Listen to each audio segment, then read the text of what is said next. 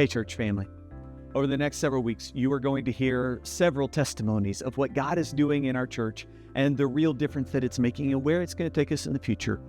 I wanted to take a moment today to share my own heart with you as we both look within and look toward the future. Since I can't be in both places at the same time, Laura was kind enough to say she thought maybe this video could work in worship today in the gathering. I can't believe that this weekend marks the 2-month anniversary of me getting here.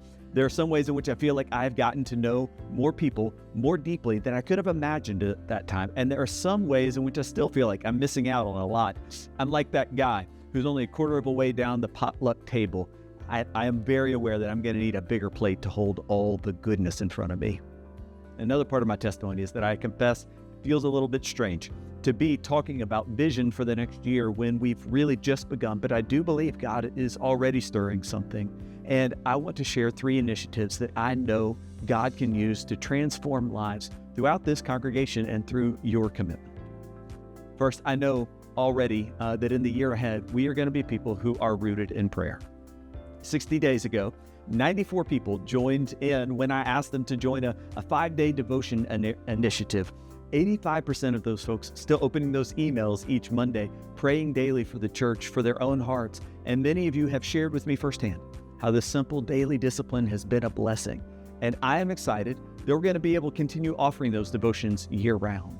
Second, starting today, Stephen ministers are going to be available at the end of every worship service in our church. Whenever the Holy Spirit moves you during worship, moves a guest, moves anyone, there will be someone there to pray with you. Whether you are celebrating or carrying a heavy burden, anyone who comes to this church will have a very present sign that they are not alone. They can take everything to God in prayer and somebody will take it with them. So we will be rooted in prayer throughout the year ahead. And second, I know that we're going to continue to build trust in a world that often finds it difficult to trust in the promises of our faith. This Advent, we're going to explore joy and hope and the power that they bring in a series that we call Songs of the Season. It's going to be focused on the prophetic songs of Isaiah and Mary and Zechariah and Simeon.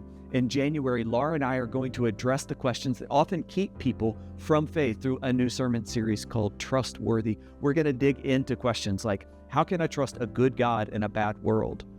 Finally, during the season of Lent, we're going to focus on the cross and Christ's sacrifice for us in a series that we call The Power of the Cross.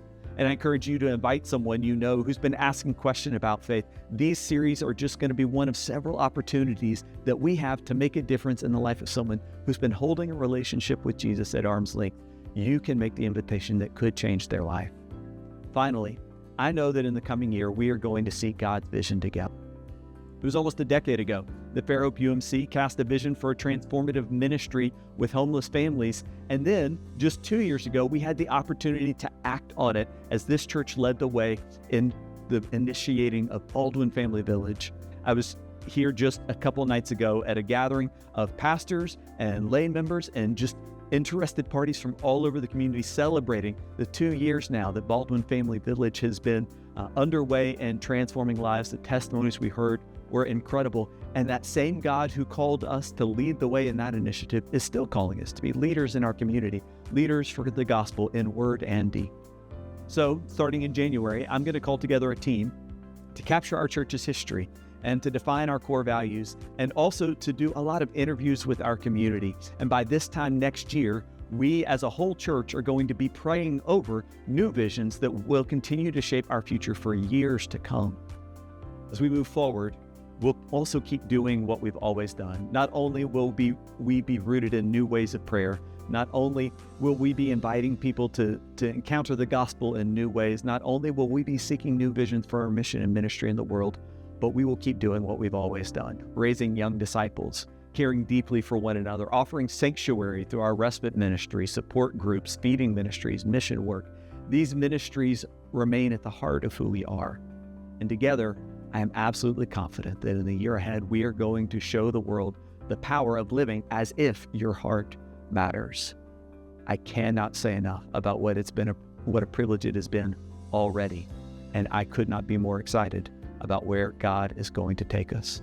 As we begin to look at our own hearts, I hope you know it's going to make a difference in the heart of this community. And from here, who knows how far that difference might matter.